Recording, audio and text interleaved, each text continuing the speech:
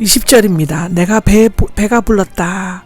짐승을 살찌우려고 풀이나 먹이를 실컷 먹이다 해서 유래되었으며, 소가 배불리 먹고 만족스러운 듯 풀 위에 누워있는 모습을 나타내고 있습니다.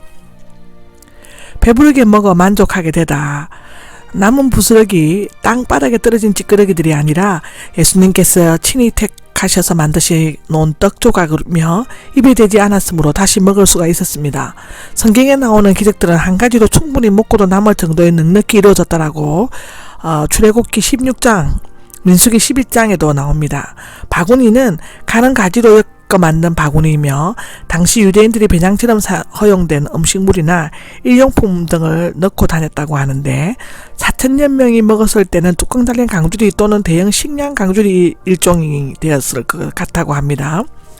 12바구니는 12제자가 각기 하나씩 들고 다니며 모은 것을 나타낸다고 하는데, 여기에서 부스러기를 모으는 것은 모든 음식이 하나님께서 주신 것이고 거룩한 것이므로 낭비해서는 안 된다는 교훈을 던져주고 있습니다. 1절에 남자들이 나옵니다. 당시 유대인들은 사람들을 계수할 때 여자와 아이는 빼고 20세 이상의 성인 남성들만을 포함시켰다고 합니다.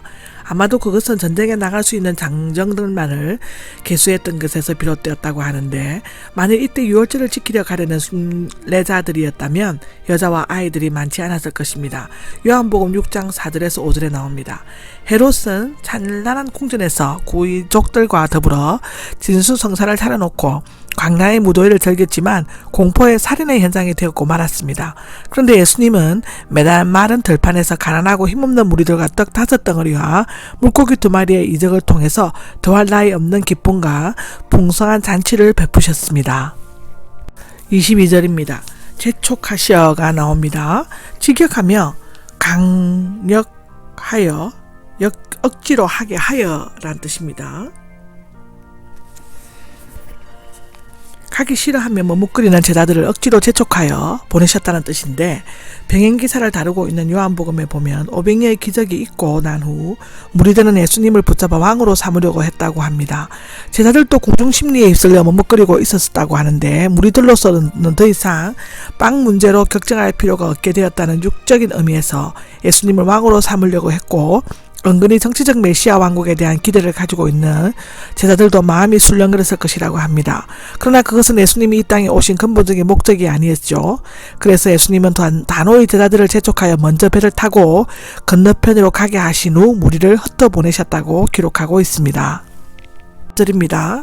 23절에는 따로 기도하시려고가 나오는데, 무리는 500의 이적의 참뜻을 이해하지 못했고 예수님의 사명을 오해받고 있을 때 예수님은 하나님과 교제하기 위해 따로 한적한 산 위로 올라가셨다고 합니다. 오직 하나님만이 지금 홀로 있는 그에게 힘과 도움을 줄 수 있으셨는데, 산은 때로 힘의 상징으로 하늘 높이 바라볼 수 있으며 이때 그는 특별히 제자들을 바라볼 수 있는 위치에 자리를 잡으셨다는 것으로 마가복음 6장 48절에는 기록하고 있습니다. 저녁 때까지인데 이 시간은 앞에 15절의 저녁이 되자와 혼동을 일으킬 수 있는데, 원문에는 동일하게 적혀 있습니다. 그러나 15절은 오후 3시부터 해지기 전까지의 초저녁인 반면에 이곳 23절은 해가 진 이후의 저녁을 가리킬 것이라고 하는데, 이때가 해지기 전인지 후인지 쉽게 결정하려면 전후 문맥을 살펴봐야 한다고 기록하여져 있습니다. 24절입니다. 여러 스타디온이 나옵니다. 요한복음에는 25 내지 30 스타디온, 마가복음에는 바다 가운데로 되어 있습니다. 갈릴리 바다는 길이가 21km, 폭이 13km인 것을 고려하면 제자들은 바다 한가운데까지 배를 저어간 것이 됩니다.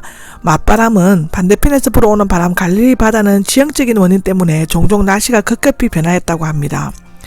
자세한 것은 마태복음 4장 24절을 보시면 되는데, 어려움을 겪고 있었다라는데 마치 귀신 들린 사람처럼 고통당하는 것을 의미한다고 마태복음은 얘기하고 있습니다. 시금적으로 시험하다, 심한 고통을 받다, 고통을 주어 신문하다, 독려하다의 뜻인데, 제자들이 고통당하는 모습을 가장 잘 표현하고 있습니다.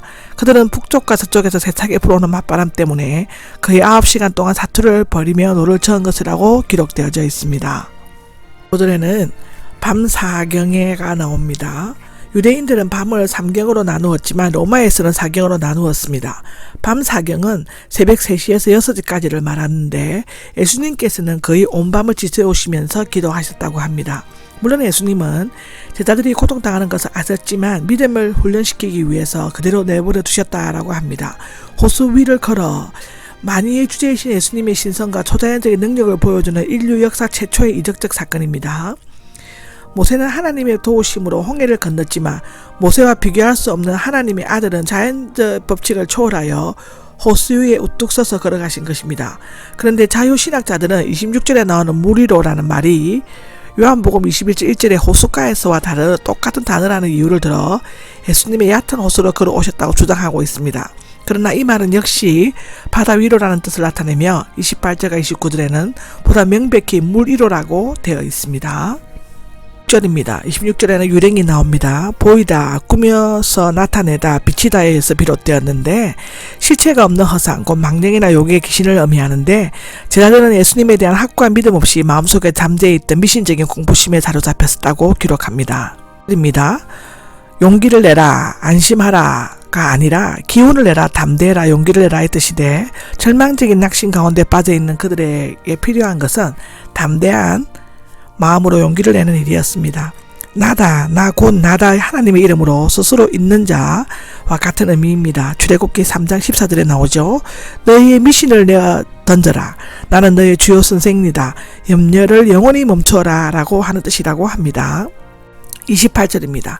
만일 주님이시거든 문자적으로는 당신은 주님이시므로 주님이신 바의 뜻인데 의심하는 것이 아니고 확신하는 것을 나타냅니다. 명령하십시오. 베드로의 성급하면서도 충동적인 성격으로 잘 나타내져 있는데 그는 때로 다른 제자들을 무시하고 자신만만한 야망을 드러냄으로써 책망을 받기도 하고 실수도 많이 했습니다. 예수님의 말씀에 대해 확실하고 앞서가는 믿음을 지니고 있었습니다. 이것은 요한복음 21장 7절, 갈라디아서 2장 11절에서 14절에도 나옵니다. 29절입니다. 오라가 나오죠. 예수님께서 오라라고 말씀하시라고 합니다. 만일 베드로의 믿음이 참되지 않았거나 예수님의 능력을 시험해보기 위한 것이었다면 오라의 명령을 하지 않았을 것입니다. 믿음은 하나님의 말씀 한마디에 모든 것을 맡기고 갈 바를 알지 못하면서도 떠나가는 위대한 결단의 모험이라고 히브리서 11장 8절에는 기록하고 있습니다.